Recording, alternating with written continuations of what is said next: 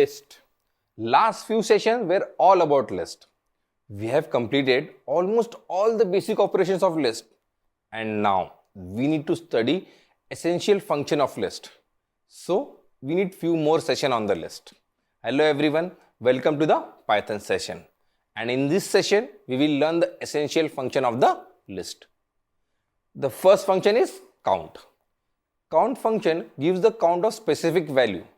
Let's understand this with an example. Suppose we have a list of numbers with these values. Here we have 10 3 times. To check the number of tens inside the list, we will write print and then numbers dot count and in bracket pass the value 10. Run the code and we got the output 3.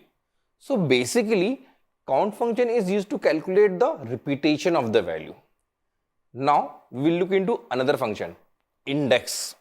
Suppose we have a list named flowers with value rose, lily, lotus, sunflower and lavender. To get the index of sunflower, we will write print and then flowers dot index and in bracket pass the name sunflower. Run the code. Well, we got the output 3, the index of sunflower. But you have to be careful while using the index function.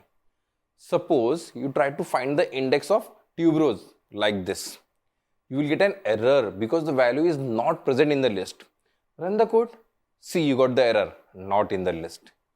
To handle such an error, we can use the in. In statement helps to check whether the value is in the list or not. If a value exists, it will give an output true. Otherwise, it will return false. Write a simple print statement with tuberose in flowers. You will get the output as false. If you write rose in flowers, you will get the output true. Run this code. You see, first you got false because tuberose does not exist in the list. We can use this feature to avoid errors in the index function. But I won't be explaining it. That's an exercise for you. So, another two important functions are sort and reverse. Again, take the same list of flowers. Suppose we want to sort this list alphabetically. We will write flowers.sort and in the next line print the flowers. Run the code. You see, we got the sorted list. Please note, we can't write flowers.sort inside the print statement because it doesn't return anything. It just sorts the list. You will understand this when we study functions in Python. So this was a sort function. You can even apply this sorting function to a number list like this. Run the code. You see, you got the sorted list. Well, this was about sorting. Another function that we need to study is reverse. Reverse function reverses the position of all the elements based on the index. Again, take our list flowers and then write flowers dot reverse followed by brackets.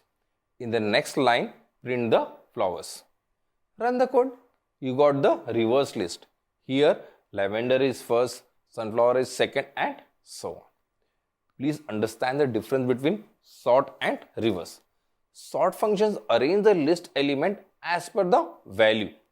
Reverse function reverse the order of the list based on the index of the element. So, in this session, we have studied 4 important methods: count, index, sort and reverse. Count, to get the count of repeated values in the list. Index, to get the index of the list element. Sort, to sort the list as per the values. And finally the reverse function, to reverse the list based on the index. There is one more important function called as copy, but it's very important and I thought it's better to explain in the separate session. So, thanks for watching and please keep practicing.